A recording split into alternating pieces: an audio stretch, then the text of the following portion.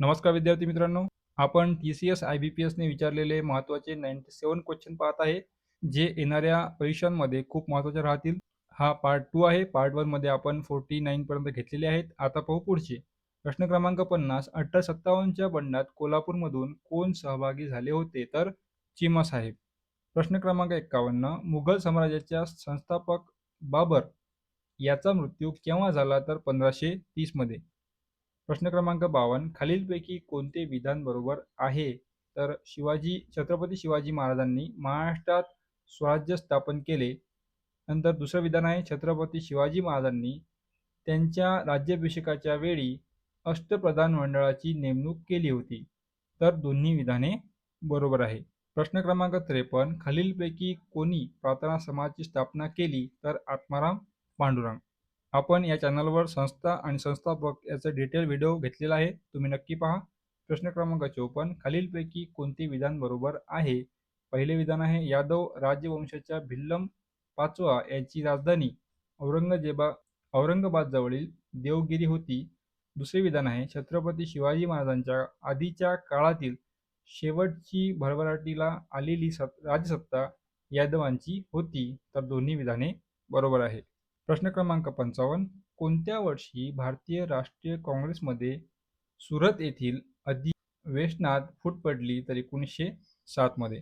प्रश्न क्रमांक 56. गोलमेज परिषदेत खालीलपैकी कोणी दलितांचे प्रतिनिधित्व केले? तर डॉक्टर बाबासाहेब आंबेडकर यांनी. प्रश्न क्रमांक 57. 7 ऑगस्ट 1942 रोजी भारतीय राष्ट्रीय काँग्रेसचे अधिवेशन मुंबईत गोवालिया टँक क्रांती मैदान येथे आयोजित केले होते. खालीलपैकी कोण या अधिवेशनाचे अध्यक्ष होते? तर मौलाना अब्दुल कलाम आझाद.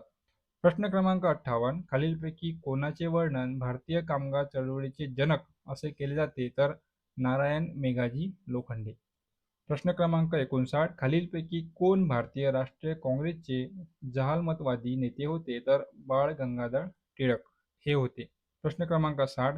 छत्रपती प्रतापसिंग यांनी आपले अधिकारी रंगो बाबूजी यांच्यासह 1857च्या उठावात भाग घेतला होता. ते महाराष्ट्रातील रिकाम्या जागा येथील होते. तर सातारा.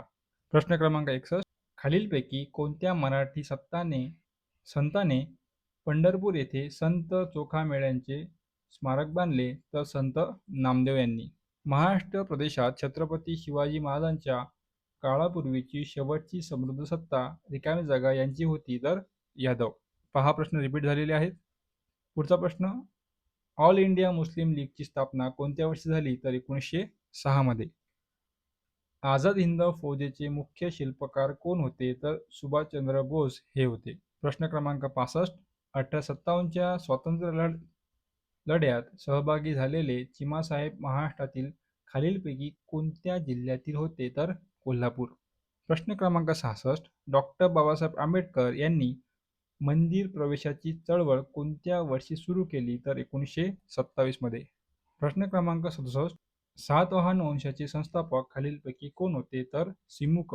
प्रश्न क्रमांक 68. खालीलपैकी कोणत्या काळाला मराठी भाषा आणि साहित्याचा सुवर्णकाळ मानला जातो? तर यादव काळ. खालीलपैकी कोणी केसरी वृत्तपत्र सुरू केले? तर बाळ गंगाधर टिळक यांनी. प्रश्न क्रमांक 70. महाराष्ट्रात महानुभाव पंथ आणि वारकरी चळवळ खालीलपैकी कोणत्या काळात उदयास आली? तर यादव काळ. प्रश्न क्रमांक 71. खालीलपैकी कोणत्या घटनेचा निषेध करण्यासाठी रवींद्रनाथ टागोर यांनी त्यांच्या सर नाईटहूड या पदाचा त्याग केला? तर जालियनवाला बाग हत्याकांड. खालीलपैकी कोणती छत्रपती संभाजी महाराजांची साहित्यकृती आहे? तर बुद्धभूषण. तर बुद्धभूषण ही छत्रपती संभाजी महाराजांची साहित्यकृती आहे. प्रश्न क्रमांक 73. 1857च्या स्वातंत्र्य लढ्यात सहभागी झालेले भागोजी नाईक हे महाराष्ट्रातील खालीलपैकी कोणत्या ठिकाणचे होते? तर अहमदनगर. प्रश्न क्रमांक 74. खालीलपैकी कोणत्या सातवाहन राजाने शक राजा नहपानाचा पराभव केला? तर गौतमीपुत्र सातकर्णी या सातवाहन राजाने. प्रश्न क्रमांक 75. खालीलपैकी कोणत्या मराठी संतांनी अभंग रचना केली? तर संत एकनाथ यांनी. प्रश्न क्रमांक 76. खालीलपैकी कोण सत्यशोधक समाजाच्या स्थापनेशी संबंधित आहे? तर ज्योतिराव फुले. तर महात्मा ज्योतिबा फुले सत्यशोधक समाजाच्या स्थापनेशी संबंधित आहे. पुढचा प्रश्न, खालीलपैकी कोणते पुस्तक महात्मा ज्योतिराव फुले यांनी लिहिले आहे? तर ब्राह्मणांचे कसब. प्रश्न क्रमांक 78, खालीलपैकी कोणत्या व्यक्तीने बुद्धभूषण या ग्रंथाची रचना केली? तर छत्रपती संभाजी महाराजांनी. प्रश्न क्रमांक 79, 1897 मध्ये चापेकर बंधूंनी खालीलपैकी कोणत्या ब्रिटिश अधिकाऱ्याची हत्या केली? तर रँड या अधिकाऱ्याची. प्रश्न क्रमांक 80, मुघलांनी निजामशहाच्या राज्याची राजधानी असलेल्या अहमदनगरवर इसवी सन रिकामी जागा मध्ये आक्रमण केले? तर 1595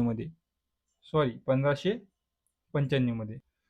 प्रश्न क्रमांक 81, गांधीजींनी भारतीय नागरिकांना खालीलपैकी कोणत्या तारखेला रौलट कायद्याचा अहिंसक विरोध दिवस असे जसे की मानभंग आणि प्रार्थना व हरताळ दिवस म्हणून पाळण्यास सांगितले होते? तर 6 एप्रिल 1919. प्रश्न क्रमांक 82, दासबोध ही खालीलपैकी कोणत्या मराठी संतांची साहित्यकृती आहे? तर रामदास स्वामी. प्रश्न क्रमांक 83, मुंबईत 1848 मध्ये परमहंस सभेची स्थापना कोणी केली? तर दादोबा पांडुरंग तरखडकर. प्रश्न क्रमांक 84, खालीलपैकी कोणता किल्ला शिवाजी महाराजांनी स्थापन केलेल्या स्वराज्याची पहिली राजधानी होती? तर रायगड.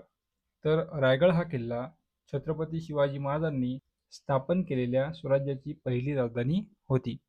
प्रश्न क्रमांक 85, खालीलपैकी कोण 1905 च्या भारतीय राष्ट्रीय काँग्रेसच्या अधिवेशनाचे अध्यक्ष होते? तर गोपाळ कृष्ण गोखले. भारतीय राष्ट्रीय काँग्रेसचे अधिवेशन आणि त्यांचे अध्यक्ष तुम्ही पाठ करून घ्या. प्रश्न क्रमांक 86, the Indian war of independence 1857 या पुस्तकाचे लेखक खालीलपैकी कोण आहेत?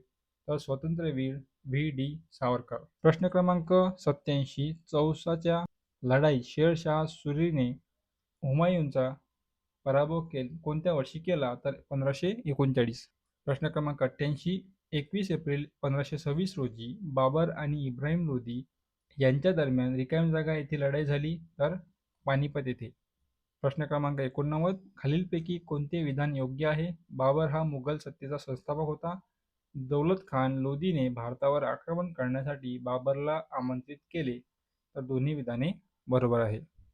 प्रश्न क्रमांक 90, प्रशासनात सक्रिय भूमिका बजावणारी नूरजहाँ ही रिकामी जागाची पत्नी होती? तर जहांगीरची. प्रश्न क्रमांक 91, छत्रपती शिवाजी महाराजांच्या राज्याभिषेकाच्या वेळी चलनात आणलेल्या सोन्याच्या नाण्याला काय म्हटले जाते? तर होन. प्रश्न क्रमांक 92, प्रार्थना समाजाचे संस्थापक यापूर्वी खालीलपैकी कोणत्या संस्थेचे सदस्य होते? परमहंस सभा.